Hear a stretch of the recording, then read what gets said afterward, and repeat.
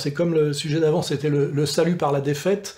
Et là, on est sur la défaite par la destruction de la langue. On le voit notamment par un marqueur très fort qui est le type qui a été nommé au Quai d'Orsay, là, qui s'appelle Séjourné, qui est jeune, gay, comme son nouveau patron, Premier ministre, et qui surtout a cette caractéristique incroyable, c'est de parler très très mal le français. Travailler très étroitement ensemble des principes fondamentaux du droit international.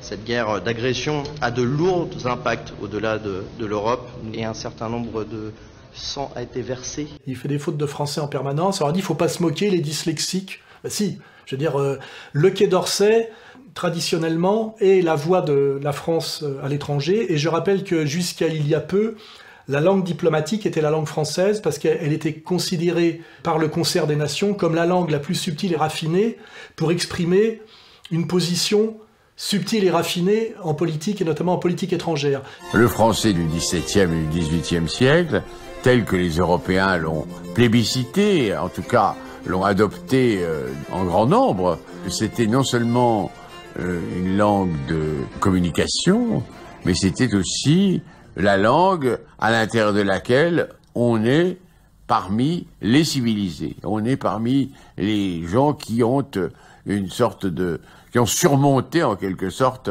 les côtés sauvages, barbares ou brutaux de la nature humaine. Et donc on est passé de ce prestige de la langue française, langue de la diplomatie internationale, à Séjourné. Ce sera l'occasion, y compris pour nous, de voir ce qu'ont besoin aujourd'hui les Ukrainiens.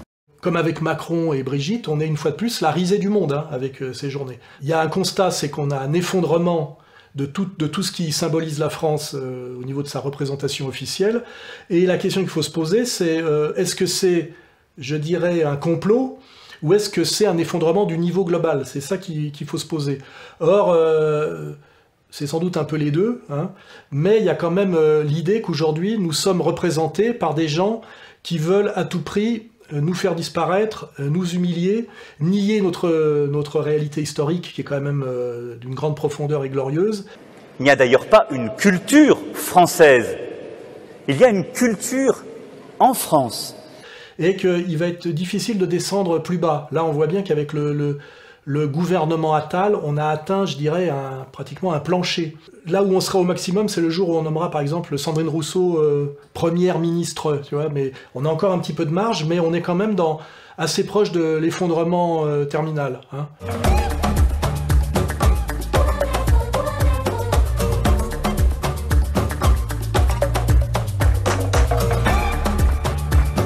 La langue française était la langue jusqu'à peu de la diplomatie internationale, et aussi grâce à Pierre de Coubertin, qui est celui qui a créé les Jeux Olympiques des temps modernes et qui a relancé l'olympisme, c'est que la langue française est la langue officielle de l'olympisme.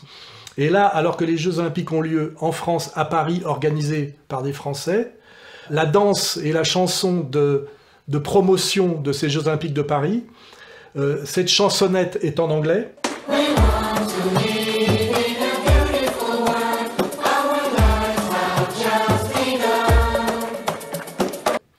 La danse est un espèce de danse moderne, grotesque, qui a été confiée à un chorégraphe dont on mettra le nom en post-production, mais qui n'est pas un nom très français. L'avantage avec la danse, c'est qu'il n'y a pas d'alphabet. Il y a quelque chose qui peut être spontané chez tous, qu'on soit petit, grand. Et cette chorégraphie a été commandée à un groupe qui s'appelle Gotan Project, qui veut dire tango en verlan. Donc, c'est une danse qui est un tango argentin, chanté en anglais, chorégraphié par un jeune chorégraphe sur lequel j'ai pas d'avis quant à son talent, parce que je suis pas très branché danse moderne, mais qui, je crois, est issu du Maghreb. Voilà. Donc, c'est toujours pareil, rien de français là-dedans. Rien de français là-dedans. Disparition, effacement de la France par nos élites, systématiquement. Bla bla bla bla pouki. Ferme la porte à la pouki dans le side. Bla bla bla bla pouki. Ferme la porte à la pouki dans le sas. Pouki, pouki. Oui, si on pense à la France comme terre de culture, qui on va dire, jusque dans les années 70, était un des phares mondiaux de la culture. Paris a été la capitale mondiale de la culture on va dire, en 1945. Mais peut-être même, et ça, le prestige s'est prolongé encore jusque dans les années 70. Pour preuve, la French Theory qui fascine les universités de la côte ouest, etc. Et là, quand on regarde un poste très important qui est la nomination de ce qu'on appelle le ministre de la Culture, qui, je le rappelle, dans le temps était un ministre des Beaux-Arts, c'est-à-dire c'était de la muséologie. C'était quelque chose qui s'occupait du patrimoine. On est passé au ministère de la Culture, qui là est de l'idéologie. C'est soviétique comme approche. Et on voit bien que si on se rappelle du prestige, dernière fois il y a du prestige, c'est De Gaulle, on avait un ministre de la Culture qui était André Malraux, qui était quand même une sommité mondiale de la culture, avec une grande crédibilité, un talent évident, une œuvre. Et on est passé, je dirais, en quelques décennies, d'André Malraux à Rachida Dati, avec des médiations, si on se rappelle, où à un moment donné, alors qu'avant, le ministre de la Culture était un homme de culture, après, il a fallu que ce soit un homme de culture, mais gay, c'était Frédéric Mitterrand, avec quand même une certaine dimension de frivolité. Et puis, depuis quelque temps, c'était systématiquement des femmes avec des noms qui ne sonnent jamais patrimoine français. Et là, dans cette descente assez logique, d'une certaine manière, on a Rachida Dati, voilà, Rachida, ministre de la Culture. Je ne crois pas que ce soit son domaine de spécialité, la culture. Le style Rachida Dati, joindre le geste et le rythme à la parole. La voici à Aulnay-sous-Bois, dans l'un des rendez-vous les plus populaires du rap, le DVM Show sur un réseau social. Pas besoin de commentaires.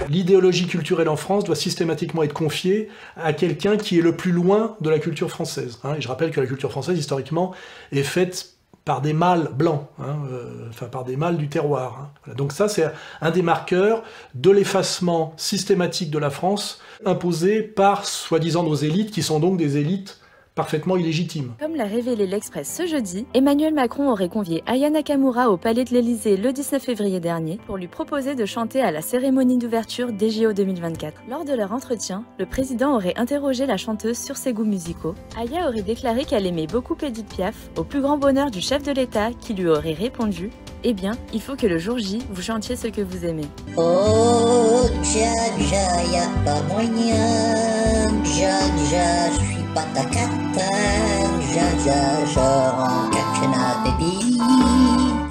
Tu dis que ça, oh Dja Dja, y'a pas moyen, Dja Dja, je suis pas ta cata, Dja Dja, genre en Katchana baby. Tu dis que ça. Et pour des gens comme moi, qui suis très attaché à une certaine culture française traditionnelle, j'ai fait beaucoup d'efforts pour lire les livres et essayer de me hisser au niveau, et ben c'est une période de honte et de souffrance et de colère. Et il va falloir que ça change, et à notre petit niveau, on y travaille.